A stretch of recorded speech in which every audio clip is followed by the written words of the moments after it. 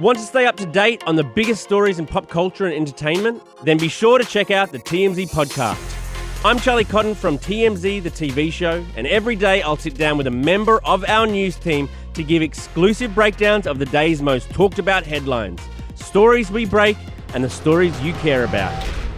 So check out the TMZ podcast, Monday through Friday, and the other podcasts from the TMZ audio network like Last Days and TMZ Verified, available on all podcast platforms. Expressing your love can look many different ways. And with the right jewelry gift from Blue Nile, it can truly sparkle. Blue Nile's collection of classic diamond jewelry makes for the kind of gift that speaks volumes without saying a single word. Or switch things up with a sapphire piece sure to spark conversation. Either way, Blue Nile's Diamond Guarantee ensures you get the highest quality at the best price. Express yourself with Blue Nile, the original online jeweler, at BlueNile.com. That's BlueNile.com. I've been in dogs since 1991. We breed dogs that we want to train. I was out here in western Nebraska riding Harleys and training dogs. I don't sugarcoat anything, and if you don't like it, tough.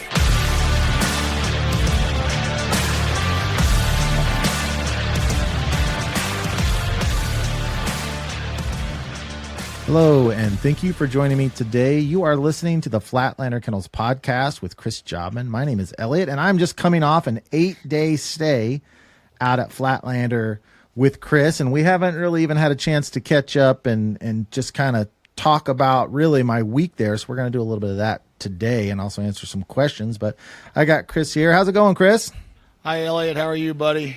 I am doing great. Still trying to process all the information you tried to cram in my head in 8 days. Yeah, it was a hectic week for sure. You were out here. We run some great setups. We had our training group here all week and had that seminar and right now we trained all day today and we're getting ready to run our first master test here tomorrow, a junior senior master test, and so we haven't slowed down one bit since you were here.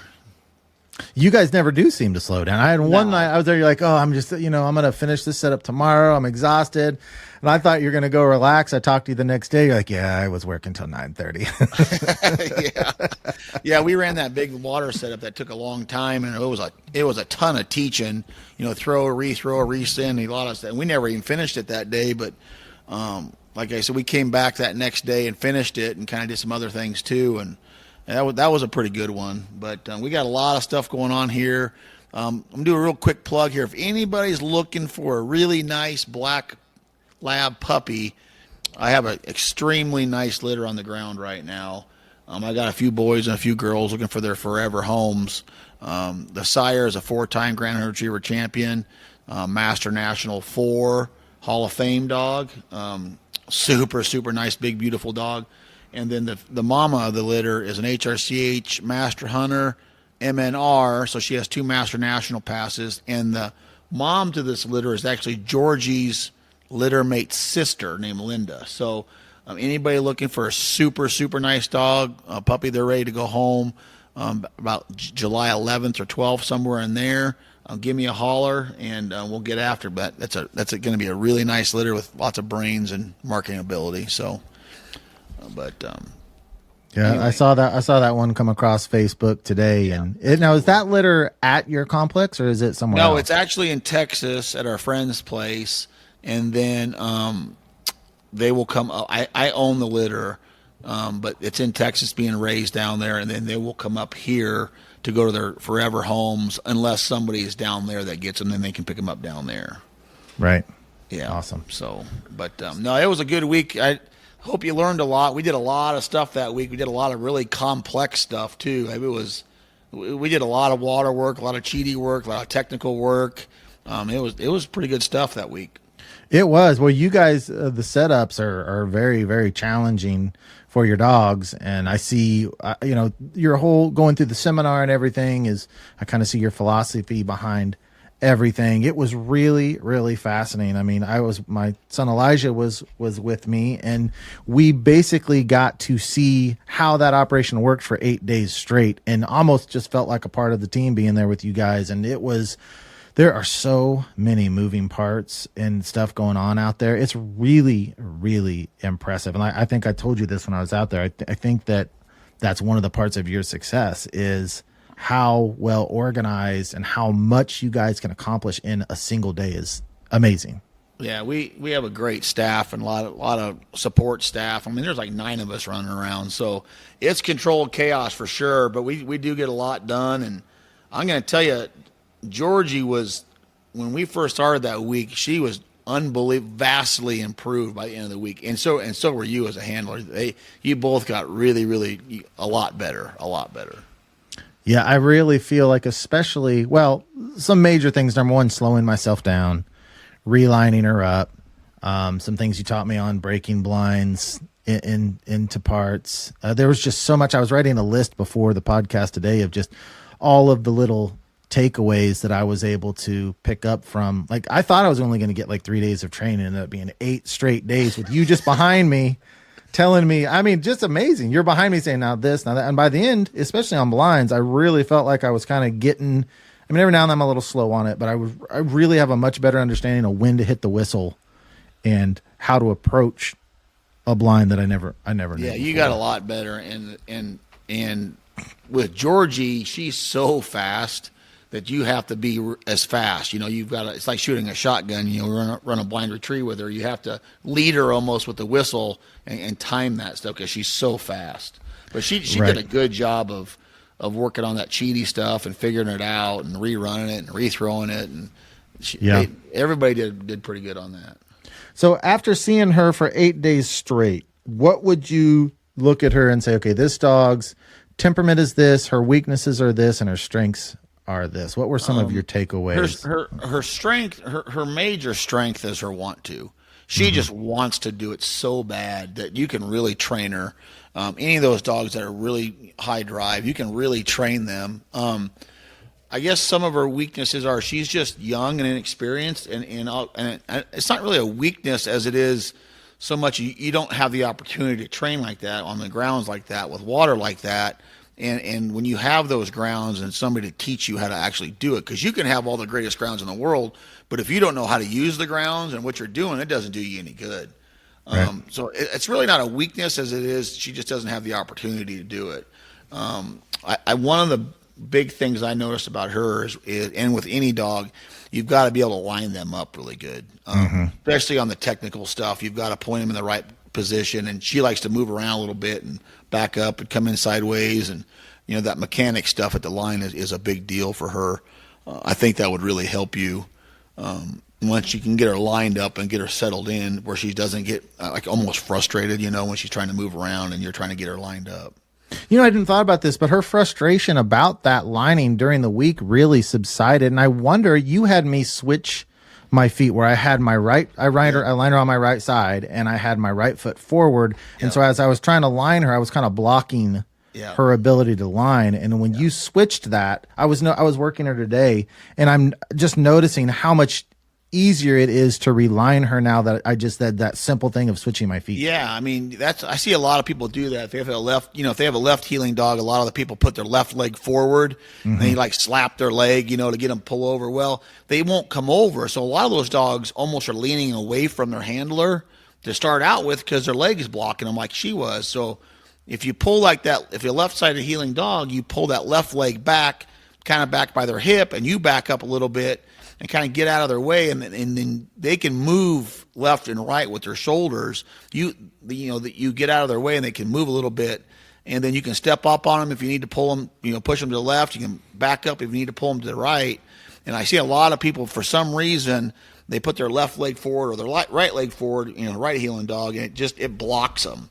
And then usually a lot of times those dogs, especially on technical work where they have to go straight, a lot of times those dogs' first move is away from the handler. It's not straight away. It's pushing left or right of the handler, pushing away from the handler because they're blocking them with their leg. And then they instantly are automatically offline to start with. And that really can screw you up in a really tight setup and a real technical type setup, especially around the water's edges and stuff. That's tough to do. It really is. Yeah, one thing that I never even thought about until you made a point of how important it is the whole body lining. When I would line Georgie, I would just be watching her head, but her body, I never even thought about lining up her body. So you pointed that out to me. You moved my feet around, and now I can line her without touching her. I was really looking at it today when we're out working, and that whole body is lined up where I never even, so I was completely improperly lining her up. Yeah. And it's funny because when I did the seminar and I did it to you, what I like to do is I put like a fake wooden gun up at the line. And I very seldom do I hold a gun at the line. If I'm training AKC style, I just stand up. But it's funny because I did the seminar and we have our group training every week with the ladies, and I will come up behind them and I'll say, sit, don't move at all. And I'll point that gun, I line up from their, the tail to the nose, and they're sometimes 45 degrees off. They're like, holy crap. And they don't even realize it until I do that. And I think that really helps. I did it at the seminar a lot. People couldn't believe how poorly lined up their dogs were.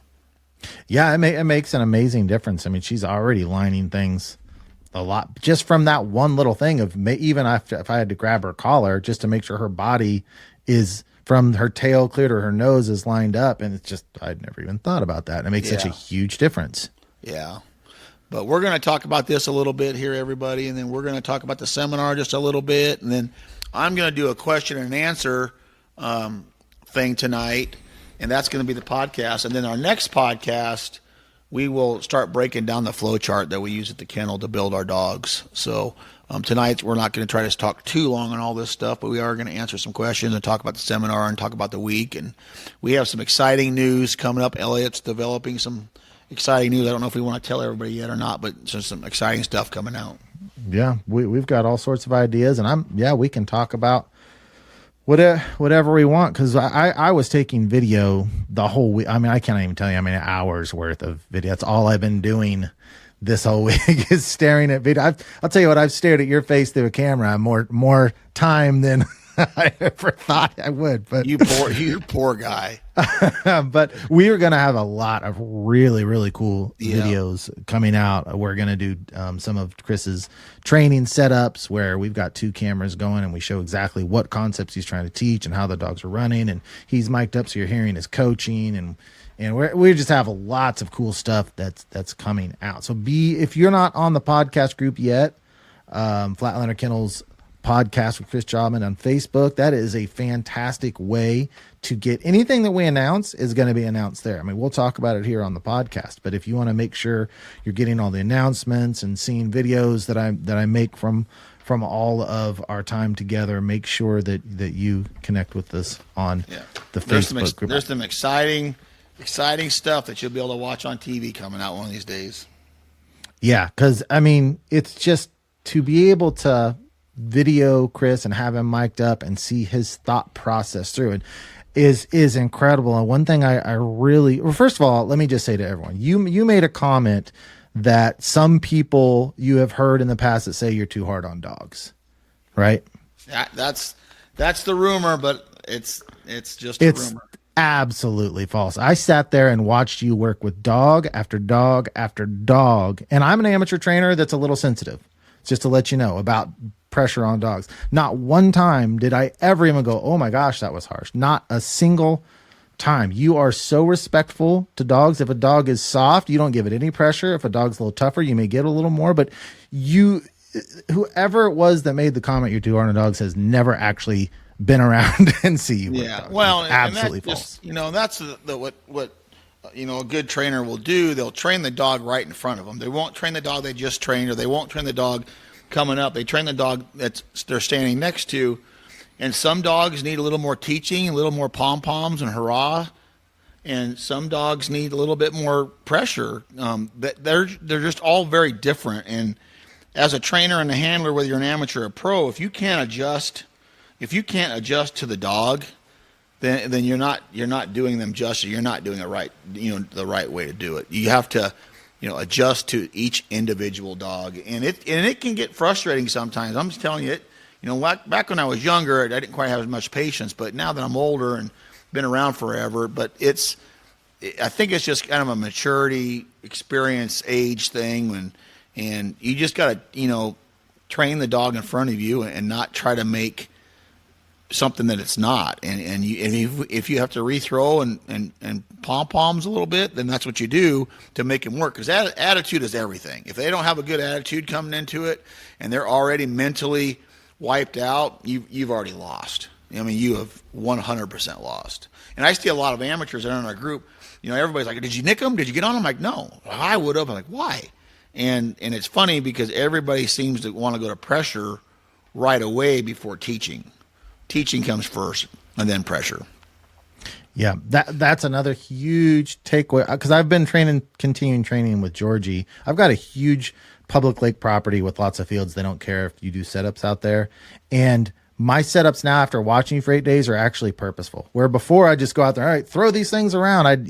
But seeing all that and actually having more of a purpose and an idea of what I'm trying to do. And I love how you would do setups where you would do a couple of singles and you would be training or teaching the concept, and then you turn around and do on the other side maybe the exact same thing except on the left side of the field, and it was implementing that's the day we did one of my favorite concepts on a marking concept is a memory bird under the arc of another bird, and it's a hard concept to build and to train on. And what I'm saying here, guys, is and you can do it in a double, you can do it in a triple, you can do it in a delayed triple, but it's basically one mark comes out, it's out there, however far you want to put it. Let's just say it's out there for even numbers, 50 yards, and you throw that bird right to left, or excuse me, the long bird comes out first, and that bird is thrown left to right, let's just say 100 yards, make even number.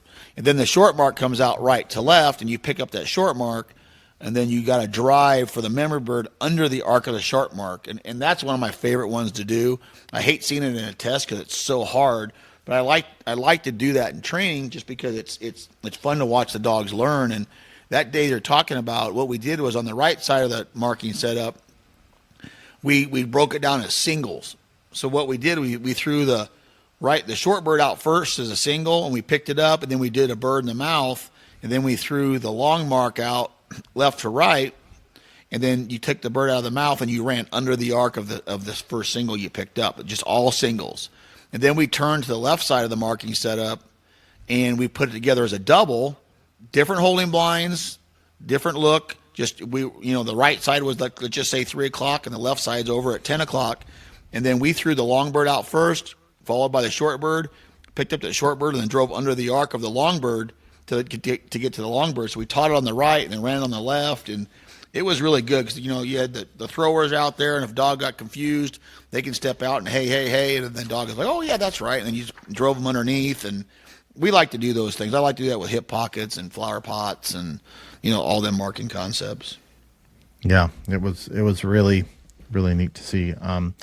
One of my favorite parts of the week was getting to be around your girls group. I don't want to leave anyone out, so can you name them, the ladies that come and hang out? So the OG, the original gangsta of the girls group is Gloria Mundell from Colorado. She's got a super nice dog in Banjo.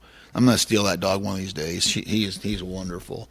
And then we got Jean Von Barbie, and then we've got Dorothy Plummer. We got Kathy Streeter. We got Tiffany McGinn. And we do have a gentleman that joined us, Steve McDonald, is in that group as well. And they come up every week, and literally they sit right behind me every week, and they run their dogs. And I run my setup with my dogs, and they just join. And they're all master level dogs. Except Kathy's dog is a young seasoned dog. Just got her season title. Congratulations, Kathy, last weekend. But other than that, they're all master level dogs, and they sit behind me and watch me train all day, and they put their dogs in my setup. They stay for anywhere from 1 to 3 days during the week, and it's every week. They were here. We have a master test starting here tomorrow, and we went off and trained today, and they were here. That whole group was here again today, and they've been a lot of fun, and they work really, really hard at it. And it's a mixture of, we got Banjo and Steve's dog, they're labs, and Kathy's is a lab, and then, Tiffany's are Chesapeakes, and then Jean and Dorothy's are Golden. So it's kind of a mixed breed in there. You got labs, Chessies, and Golden. So it's kind of fun to watch those ladies work, and they absolutely love it. They love it. Yeah, it was a lot of fun getting to know them. Just a really, really neat group of ladies. But what the funnest part of that was seeing how you and them tease each other throughout the whole day. Oh, it's if you ever get to sit around and just, in fact, I would love to come up there and mic you up and just video you and the girls for some Instagram reels of you guys giving each other crap all day. It's relentless. Me and Jean, it is relentless. I've known Jean a long time, and she used to give me grief a long time ago when she was marshal and master tests, and we really hit it off years ago, and we've been really good friends ever since. But I tell you, I give them all grief, but I'm going to tell me and Jean have a very unique relationship. It's hilarious. I mean, they're wonderful girls. It's very, very comical. And sure. It's funny, we have a group text going on, and it's the ladies of FLK, and they're all on a group text, and Kathy will start that text string going, and they just boom, bling, bling, bling, bling. And I mean, that's like, oh my God, they just start. It's funny. They're great ladies. Nothing better than a group text. Yeah, sometimes I don't know. So you want to transition into the seminar and yeah, we had a 2-day handler seminar here. We had a really, really good group of dogs. I've done this quite a few times up here. I did it last time a couple years ago, and the dogs were pretty good then. But this group of dogs that we got now were much better than I thought they were going to be. And the first day we ran a really nice land setup, a really, really nice land setup. And then the second day we put the pedal to the metal a little bit, and we ran a pretty challenging water setup, a really challenging water blind, a pretty good big cheaty double reentry mark. And I thought all the dogs did extremely well, honestly, with that. And what it showed in that seminar a lot of times, especially on the water, is, some of the lack of the water work and the cheaty work that they've done, and how, that big water blind that, was big, and it was a big old nasty thing. It could have been a quail blind. And the slow whistles, or them not hearing the whistles and that sort of thing. But I thought it turned out really, really good. I had a lot of good feedback from the seminar. I thought it turned out really, really good as well. I mean, some of the portion of the people were sitting there with notes, and I'd look over their shoulders and the detailed notes that they were taking all day long. And so in a setting like that, whether you're running your dog or not running your dog, you get to sit there and watch people run their dogs, and you see the mistakes their dog's making, and you hear Chris coaching it. So it's just, every dog's different. And that's one of the beautiful things about it, is seeing, like, dog A would run and make some mistake, and Chris would give one piece of advice, and then the second dog would maybe make the same mistake, and you'd give a separate, different advice because the dog's just different. Yeah, and I'll tell you, after that seminar, you saw me Monday morning. I was wiped out. We were training on Monday, and I was wiped out because the thing about the seminar, we had 16 dog handler teams. Then we ran Captain America Marsteller, ran Cash as a demo dog, and then Gloria ran Banjo as a setup dog.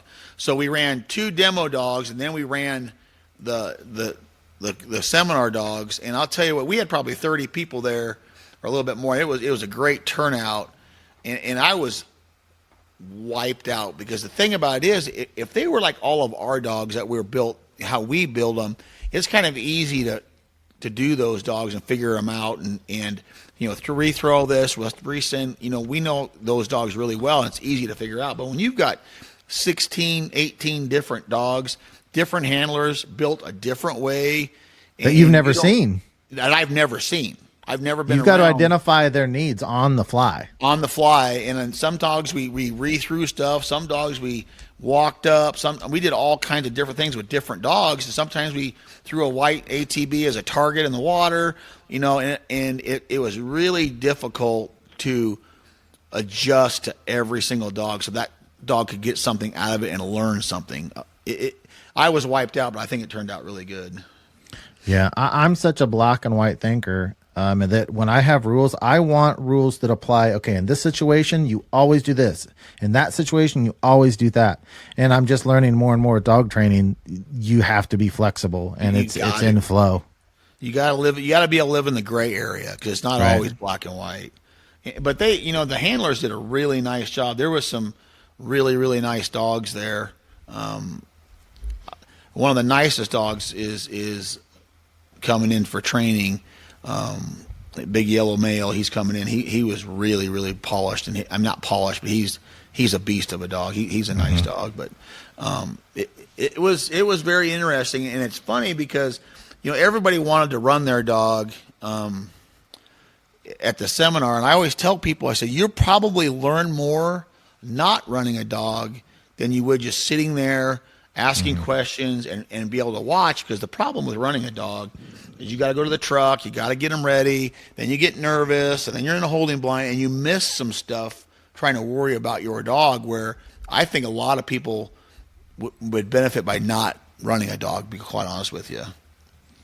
Yeah, and when you're running a dog and you've got all those people watching, you can tell yourself not to be nervous, but you're just going to be. And that's going to take up a lot. Yeah. Before you run your dog, it's going to take up a lot of your energy of just thinking, how's my dog going to do? Here's what, and you're not hearing all of the coaching. Yeah, and it's funny because at the end of the seminar, we sat there on that big training mound and we ran dogs just for the fun of it for a couple hours. And I can't tell you the last time I did that. I used to do it all the time. But I can't tell you last time I did. I just sat up there on a super nice evening, and we just played with dogs and just ran those blinds. And I got to let you run Flash, and you got to run Georgie's daddy, and that was cool to see. You made that blind look pretty easy. He made that blind look pretty easy. Yeah, it was silly for sure. I'll tell you, I got to get Flash's little head in my hands, and facially, he and Georgie, I mean, she's just a female version of him as far as facial looks, and even the way their bodies are. Yeah. She's very, very looks like him so much. It was fun to watch, and we just sat up there and we ran blinds and had a good time. Well, your place is so beautiful that I've noticed a lot of your downtime is taking moments to appreciate the surrounding beauty and just decompress that way, where like a lot of people just run to the couch to sit down. With all of those hills and Castle Rock and Chimney Rock, you can kind of get that decompression right there on your. That was one of my favorite times when we just all sat there on that mound while people were moving around the site. We're very, very fortunate. Where we live is an absolutely beautiful part of the world, and it's very unique. And I'm sitting at my island right now in my kitchen, looking out my big picture window over all my water and Chimney Rock as we speak. So I sit right here almost every night and just watch. And this is the first place I come to in the morning too. Is I come here in the morning and get on my computer a little bit, and then off I go. But yeah, we're very fortunate. Yeah, it's definitely a really beautiful place. Well, is there anything else you want to hit on before we take a break and go to Q&A? I don't think so. Let's take a break and let's get into some of these questions, and then we'll answer some of these and we'll call it a night. All right. Well, we will be right back after a short break. This episode is brought to you by Dave, a banking app that's leveling the financial playing field. Because when you download Dave, you could get up to $500 in 5 minutes or less. No credit check, no late fees. It's part of Dave's Extra Cash account. Advance the money you need with no interest and then settle up later. Download Dave today at dave.com/Spotify. For terms and conditions, go to dave.com/legal. Eligibility criteria and instant transfer fees apply. Banking services provided by Evolve, member FDIC. This episode is brought to you by Columbia Sportswear. It's snowing again, and that wind chill is killer. But you're not worried about that because you shop the Omni Heat Infinity Collection.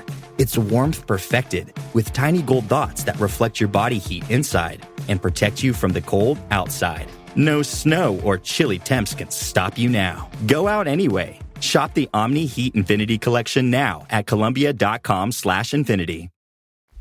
All right, welcome back. Thank you guys for joining us on this episode. And again, come join us on the Facebook group, Flatlander Podcast with Chris Jobman. It's building fast. We're going to go through some questions that Chris is going to handpick. And these questions all come through the Facebook group. We've got a thread over there where you can post them. And every time there's one on there, I copy it and put it into a Word document. Mark it is put on there. So join us over there. And don't forget, this is episode 9. Go back and listen to those first 8 episodes. And podcasts don't have an algorithm like YouTube or or Instagram. So if you enjoy the content here, the best way that you can support what we're doing is share this with your friends. Tell your friends about it. If you're on Facebook and you see us put up a link for it, share that link off. But just word of mouth is going to be how this grows. And Chris and I, we're dedicated to help dog trainers, and the content's fantastic. So just share this with your friends and help us get this out to more people. So what do we have for questions, Dave? Have you gone through those? Let's start with, I'll let you read this. I'll let you read them and I'll answer them. Let's start with Matthew Owad's. I know Matt. He's got a multi-question deal here, and I think this would be a good one to do. Yeah, so Matthew Owad lives fairly close to me. I actually went and trained with him one day. He really helped me before my first season test. Awesome. He's been out here before. He's a good dude, and he's got some pretty good questions here that we can address. So you want me to try to do one at a time? Yeah, or? Let's just do the first one. How often one? Yeah. Here we go. How often should a dog be challenged in their setups? By challenged, I mean to the point where they may need bird boy help, handling, running a blind, etc. So it all depends, and this is going to be the standard answer to about everybody, but it all depends on the dog. So let's talk about, he's got finished level dogs. So these are advanced dogs. We try to challenge our dogs every single day. And Elliott, you were out here, when we were out here, we ran a lot of singles and really tight singles off of multiple guns and cheaty stuff. And it was just singles, and it was really challenging. Right. So we do a lot. We challenge our dogs all the time, every day. Now if we run 4 marks, 2 of them may be really, really challenging, and 2 of them might be just mediocre. There are some days where if I think they're starting to get a little stressed out, I think, it's hard to do because I'm training, 30 master grand dog sort of dogs, and some dogs need challenged more, and some dogs need to be backed off a little bit more. So you've got to read the dog first. You have to figure out, and you saw me, Elliott, that week. Some dogs we really, really challenged them, and some dogs we backed off and just kind of let them go get them sort of deal. Now the bird boy help and the handling, we talked about that when you were out here. If the dog is, you run a mark, and if the dog is hugging the holding blind and is running around the gun or your winger or whatever it is, so they're using that as a crutch, then we handle that dog out to the bird, out to the, get them away from the holding blind, you handle. Now, because the last thing you want to do is the bird boy to help, because that's what they're wanting you to do. So if they're hugging that deal, that holding blind, maybe call them out of there, call them to you a little bit, and push them back out there. You handle them back out there, right? And then maybe rerun that mark. I know I do it a lot. I like to, if that's the case, I like to rerun that mark. And what I'll do is, the bird that they bring in, I'll take that and I'll have them throw that mark out. And then I'll toss one off to the side, go get it, and then go back out there and get that mark again. Now, if I see that dog hugging back to that holding line, I'll stop it, maybe get a light correction, and put them back on line out to the area of the fall. So, and then if they're kind of missed the bird wide and they're still hunting, but they missed the bird wide, but they're out in the area, but they're not next to the holding line, then I'll have the bird boy help bring them back into the area and let them find the bird.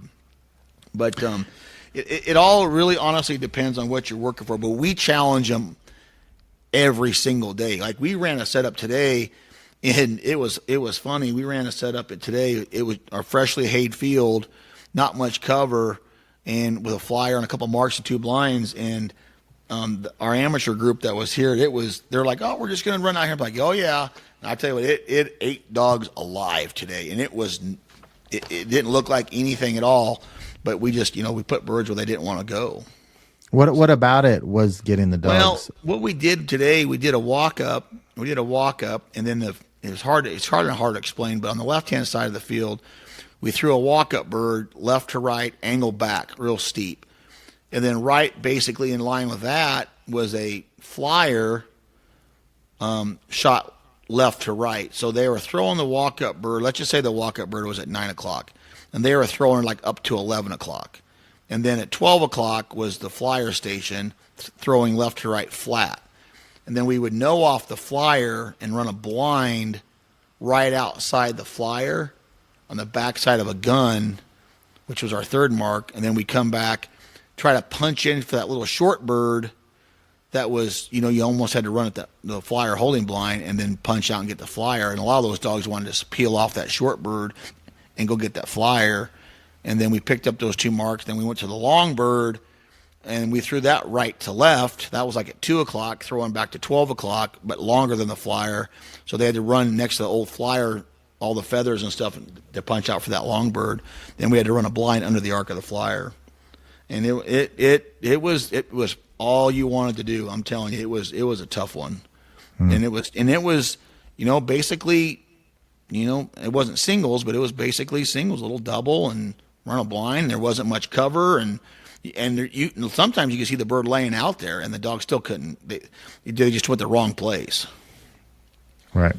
But yeah, we challenge them every day, Matt. We try to challenge them, but you got to understand too. You've got to read your dog. If they're starting to mentally collapse on you, maybe back off and make things a little bit easier and simplify.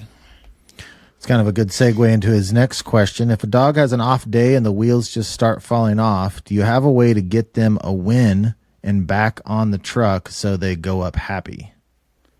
Well, let me finish. Do you make an easier setup the next day to let them have a win and build confidence, or keep the bar moving and challenge them to keep up? So getting them happy before the end of the session and then leading into the next session. Well, and Ray and I talked about this on one of our podcasts, and a dog doesn't have to always win. They don't. That's the winning part and building the confidence. That's more for the handler than it is anything. So they don't drive home and go, oh my God, my dog did terrible today, I'm ruining it. The dogs don't always have to win. I think advanced dogs, especially on an average, I think advanced dogs gain confidence by doing tough tasks, hard marking setups, hard blinds well. I think the more you do those things, the better they are at it, and they don't get scared or nervous. Like if you put a dog on a tech pond, a lot of our tech water out here, a lot of these dogs, they look out there and they're already overwhelmed mentally. But if you do it right and you don't add a bunch of pressure out there and you teach a lot of that stuff, they look out there and they're not mentally overwhelmed. It doesn't really scare them.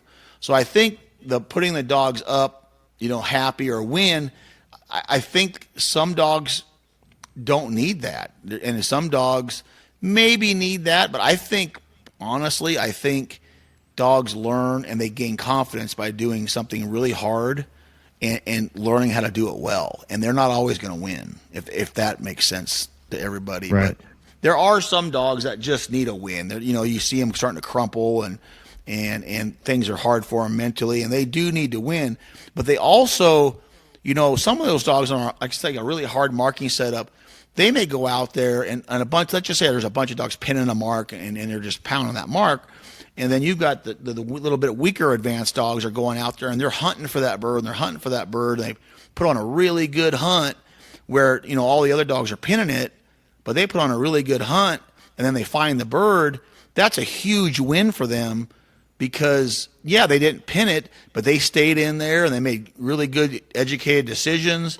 They found the bird on their own without help, and then they come back, and that's when you love them up. You give them atta girl, atta girl, and that means more to them than anything. Because I'll be honest with you, those dogs like that, if they go out and pin the mark, that's great. I get it. That's all good.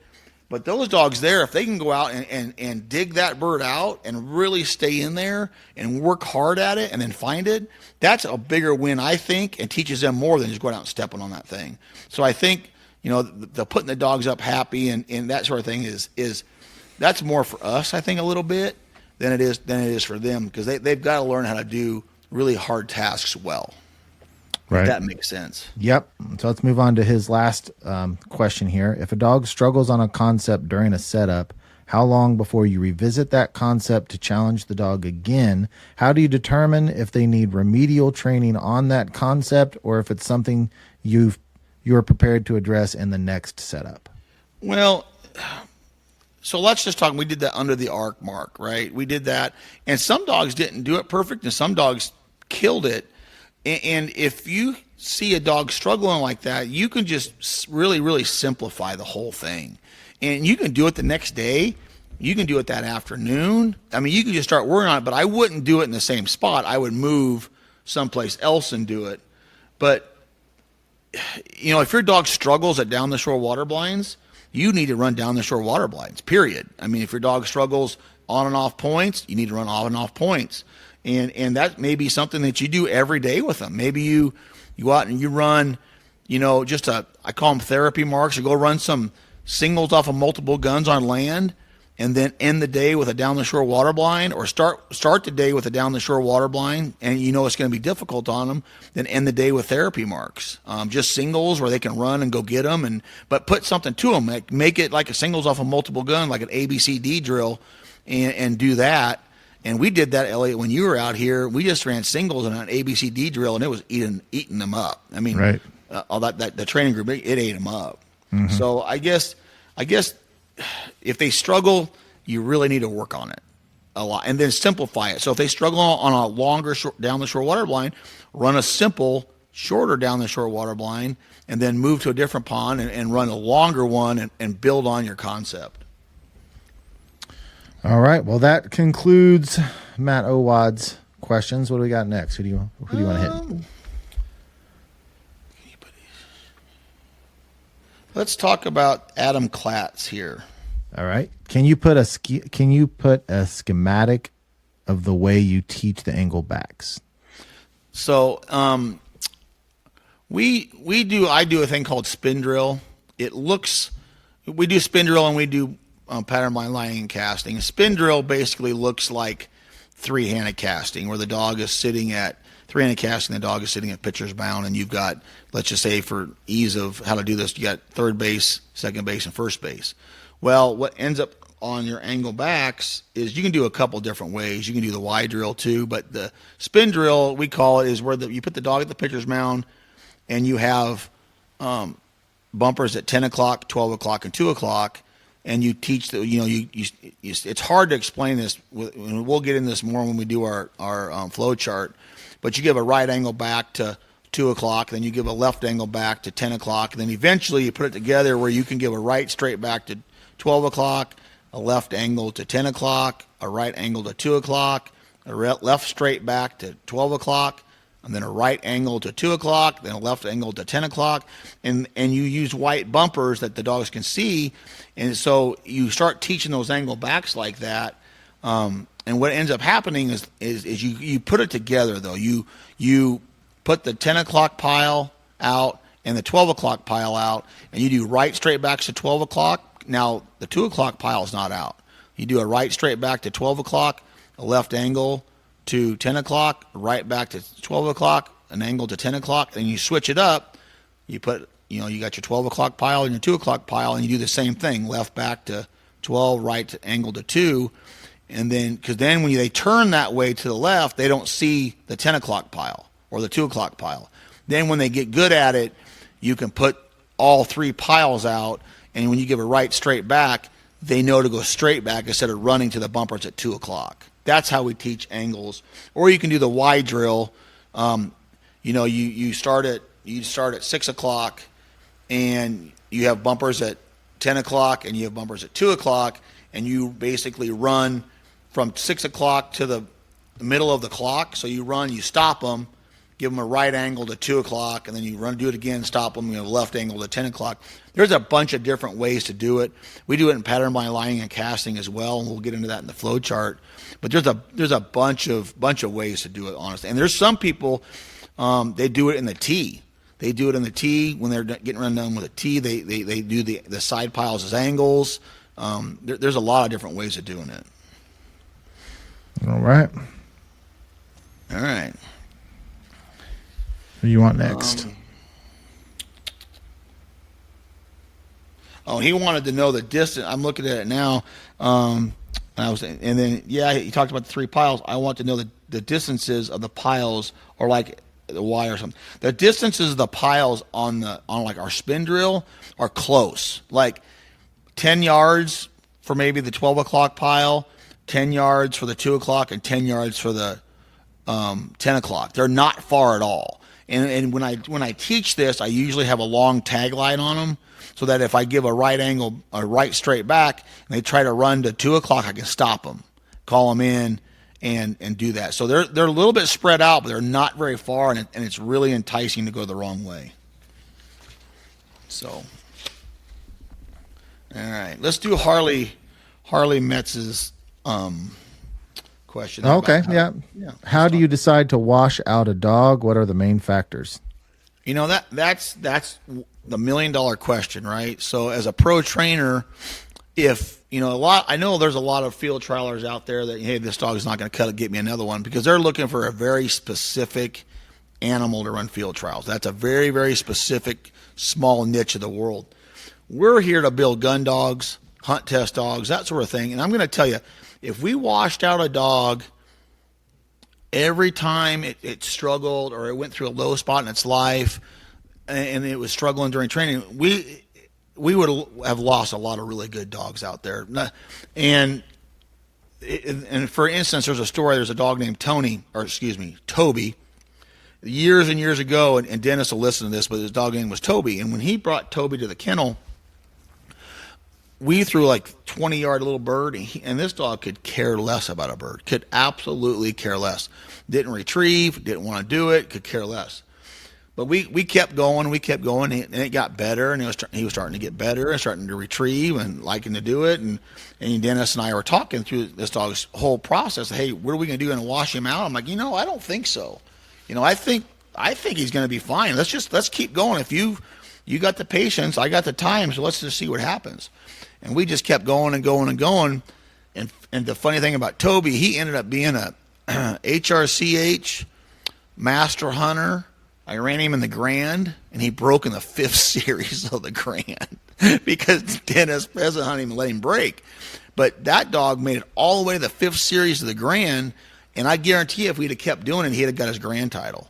That's the $1 million question as far as a pro is when to wash a dog out, because you got people paying good money to get their dogs trained, but if you give up on them all the time, and I'm really stubborn about it because I want to see them succeed, and I always tell people, our job is to make average dogs good dogs great, and great dogs elite, and that's our job. And it's a hard decision to do, because I tell you what, when you wash somebody's dog out, you're gutting them. Most of them you're basically telling their kids not any good, and it's not going to make the NFL, and it's a bad situation. Yeah, it's got to be a tough phone call. It's a extremely hard phone call, and I'm very sensitive to it, and because if I would have, like I said, washed a bunch of dogs that I didn't think were going to make it, then I'd have made a bunch of them phone calls, and I'd have been wrong. Mm-hmm. But the main factor, Harley, to be honest with you, is a dog that just hates to retrieve. The dog that doesn't like birds, hates to retrieve, doesn't care anything about it. Those are the ones we got to wash out. But I'm not going to wash them out in 2 weeks. We may give them a month or two, and if we can't, get clipped wing pigeons on them, we can't get them going, then we just let them know, hey, this dog's not going to do it. Let's get you another one. We'll keep going, sort of thing. But those dogs that don't like to retrieve, those are the ones we send home. And if we can't get clipped wing pigeons to do it, we send them home. But it's if they like to retrieve, we can get them to do anything. That's the number one main goal. Right. Let's do Greg Kilgore's. All right. How do you know when you are reading? How do you know when you're ready to move from T pattern to pattern blinds? What sort of consistency are you looking for out of your dog? So in the T, I'm looking for a dog that leaves with some. They don't have to be flipping up dirt and flinging mud when they leave. But they need to leave with some determination, and they may not be flying, but you'll see like determination. So they're leaving with determination. They're stopping really, really good on the whistle. They're not loopy. They're not doing it. They're stopping really, really good, and they're basically running the T pattern without any mistakes. If you can do that for 3 or 4 days with no mistakes, the dog's leaving good, stopping good, coming back good, casting good, sitting square, being alert and attentive. If you can do that, then you're ready to move on to pattern blinds. That dog needs to be really good, because here's the thing. If your dog is average at the tee, pattern blinds are harder. So they're going to be way below average in pattern blinds. So you need to have your dog doing the tee really, really well, and then you can move on. So go, stop, come, change direction, sit square, do all those things good, and then move on. But I will tell you one more thing about the tee. If your dog is doing the tee and it does it really well for 3 or 4 days, get out of there and move on. Don't just sit there and bang on that tee, because after a while, dogs get really sick of doing drill work. I know some people that struggle with maybe running cold blinds or that sort of thing, right? And they're like, we're going back to the tee. Like, what? Why would you go back to the tee? And people do that all the time because they don't know where else to go with it. But once that tee is done, don't go back. You go do something different, but don't go back to that tee. That's not going to help you anywhere. So, but don't stay in the tee and burn them dogs up mentally either. So get them good and get out of there. Is there ever any value in going clear back to basic drills, or once you're past it, you're past it? Yes, that's a hard thing too.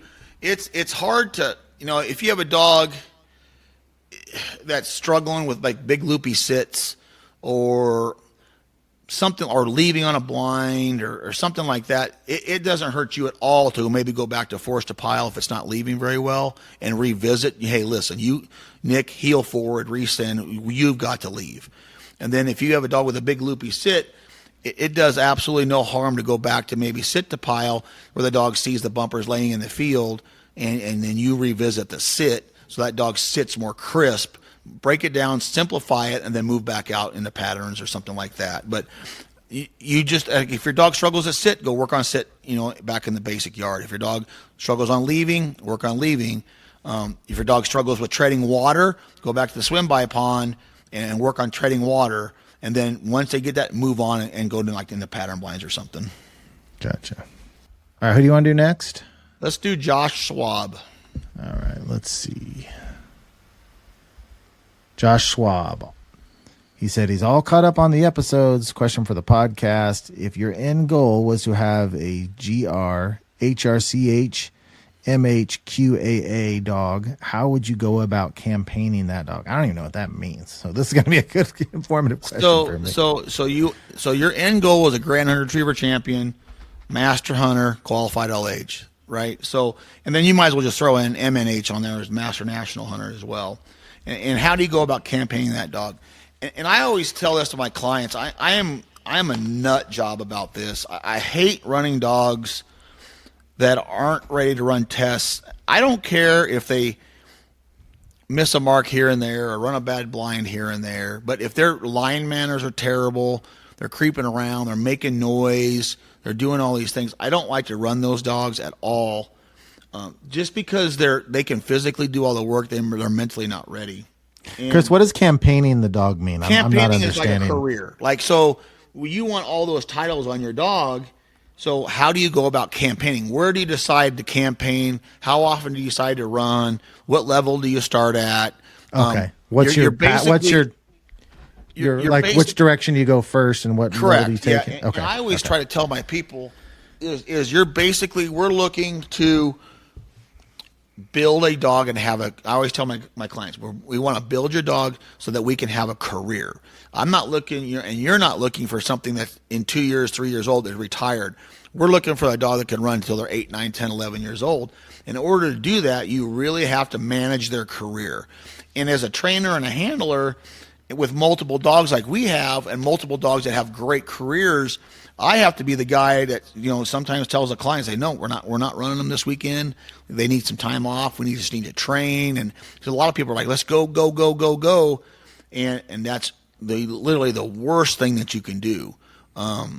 So you have to manage their careers, and I try to do it is run them as at least as possible, as less the least you can, and because the more you run them in a test, they get more and more test wise. So they're really hard to control at a test. So wait till they're mentally mature, wait till they're mentally grown up, if you're getting into season and senior and master and all those things, make sure they know what cutting corners are. Make sure they're de-cheated so they don't, when they go to a test, they're not running around the water. Because you got to look at something. If your goal is a Grand Hunter Retriever Champion Master Hunter QAA, which is our goal as well, here you have to do it right, or you are never going to get there. And you just have to have patience. You have to. Kathy, are you listening to me, Streeter? You have to have patience and not put them in tests that are over their head.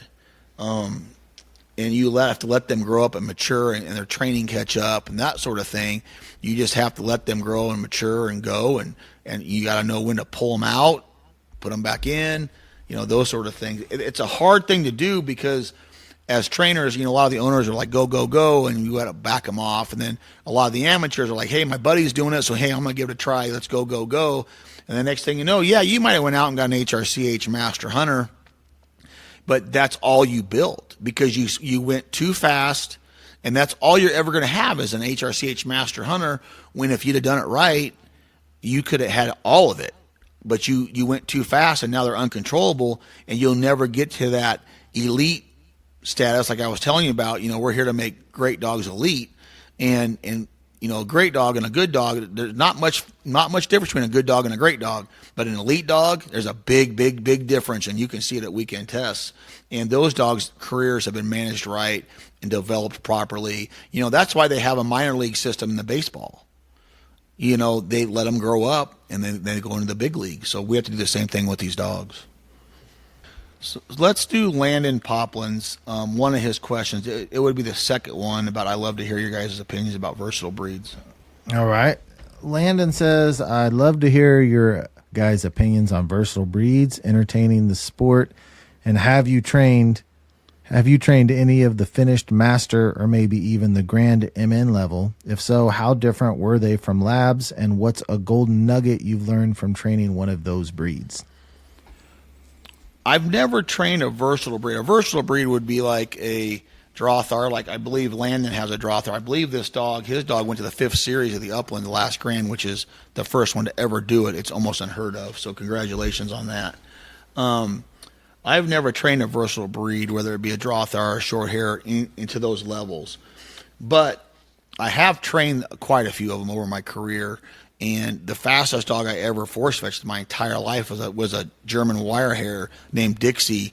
And from the time we started hold to the time we were done with collar fetch and a little bit forced to pile was a little bit less than 2 weeks. She was a phenomenal animal. And I could have probably been done in a week, but I didn't think she was done because she flew through it so fast. But my point landing on this, but I have trained, like the flat coats. We got Super Cooper here, the only 3-time Grand Retriever Champion, Master Hunter with a Master National Pass and at qualified all age. He's a flat coat, the only one in the world to ever do it.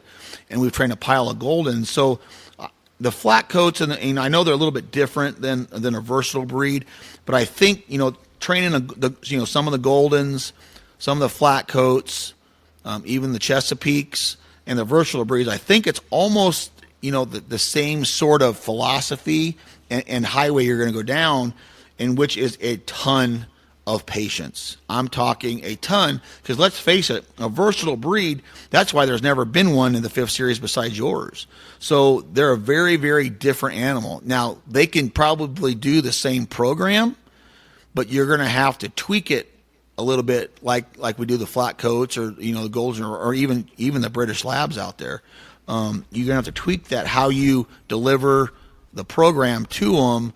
And you need to really take your time, because let's face it, a versatile breed isn't built and born to run 200-yard blind retrieves and down the shores and all that sort of thing. So I think patience, I'll be quite honest with you, I think patience is the number one thing when it comes to those versatile breeds. And the versatile breeds have got to have retrieve and desire. I mean, they can't.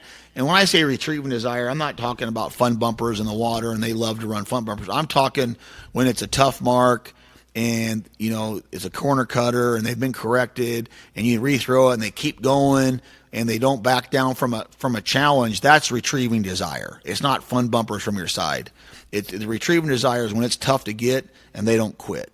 those dogs that have that level of retrieving desire, those are the ones I believe that you can actually take to the next level and get them to the level that you're talking about right here. But you've got to have patience with them, because they're not built like a Labrador. They're not built like that, and they think differently. So you have to adjust your training style and your expectations, and you start building very, very slowly.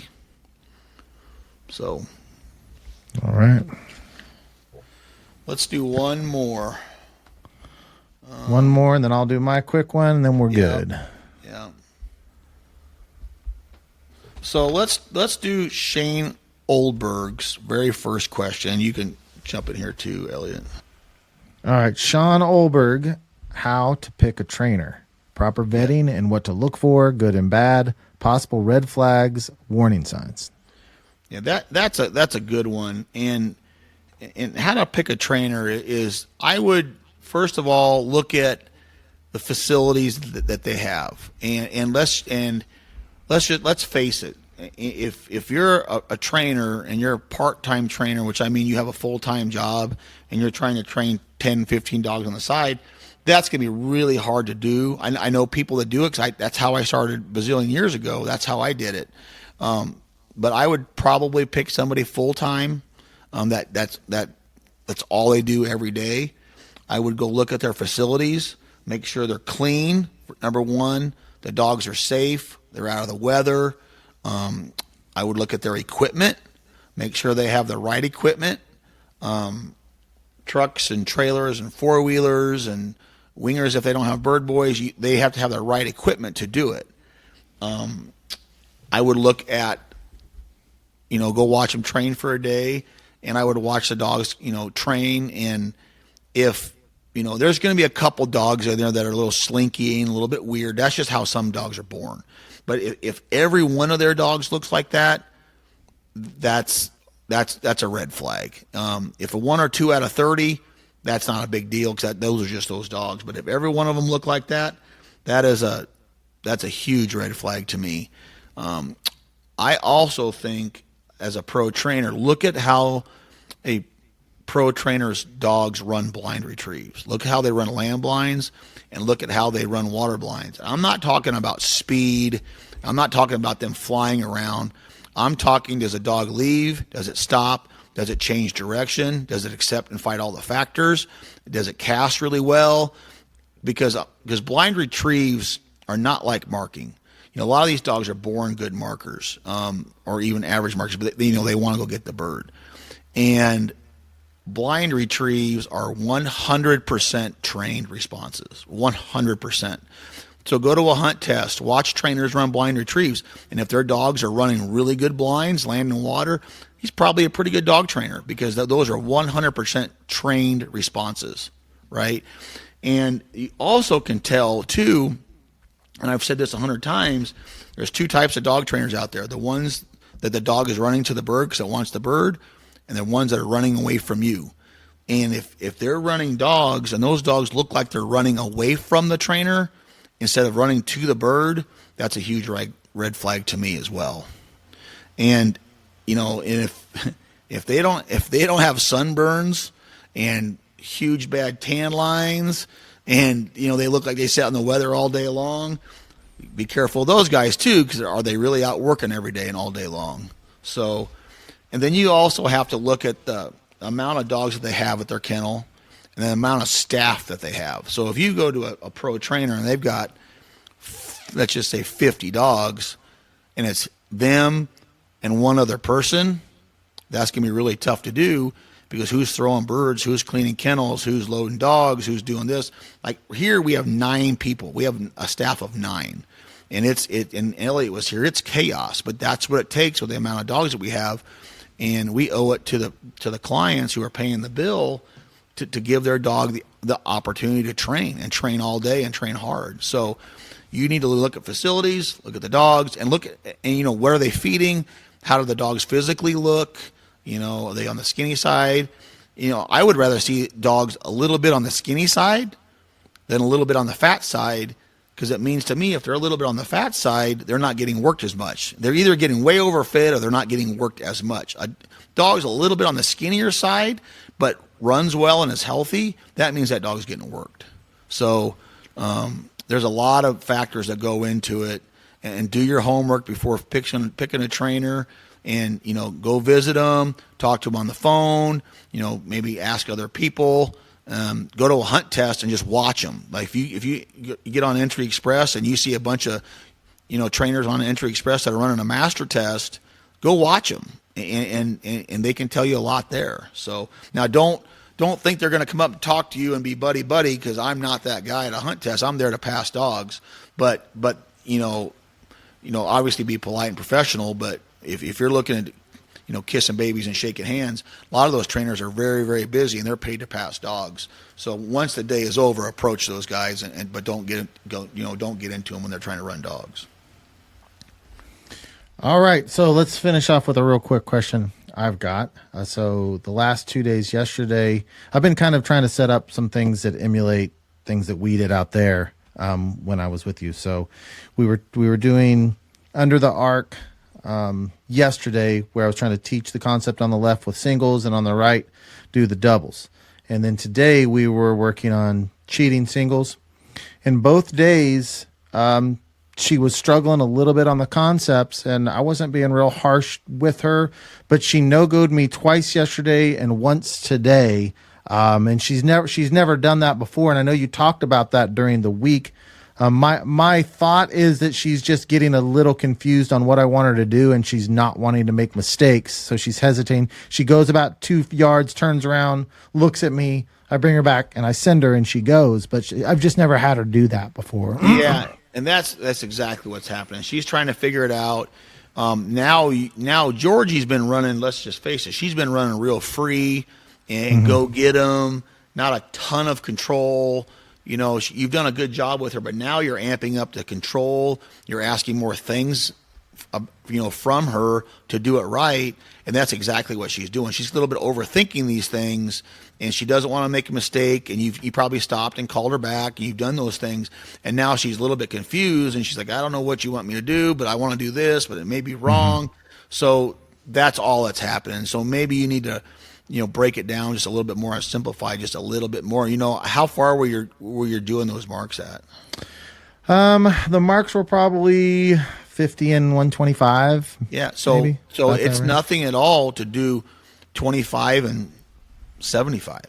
Yeah. And I had my kids throwing for me, and I think that the throws were coming out weird, where like the far one would even sometimes land behind the front one. And so I think that part of that was the issue. And you saw it here, I get really frustrated, but those concepts, those really technical looking concepts, those sort of things, the throws have got to be really, really good. Right. They've got to be spot on. If you're doing under the arc, the long bird's got to be an angle back, and because that way you can get under the arc, and the short bird's got to be a nice flat throw. So it's imperative that those throws are good. And what I'd like to do with my guys, my throwers, I'll go out and put a ribbon on the ground, and it's like hit that spot right there. Right. And that's where I want you to throw it, because when you're doing those things, it's got to be they got to be really, really good throws, or it's confusing.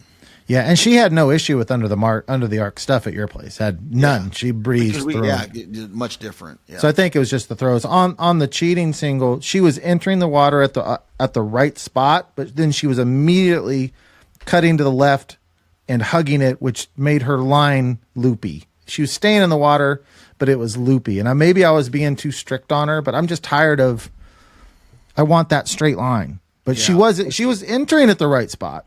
Was she like hugging the bank, or was she staying? Yeah. So she was trying to be a little bit more on land.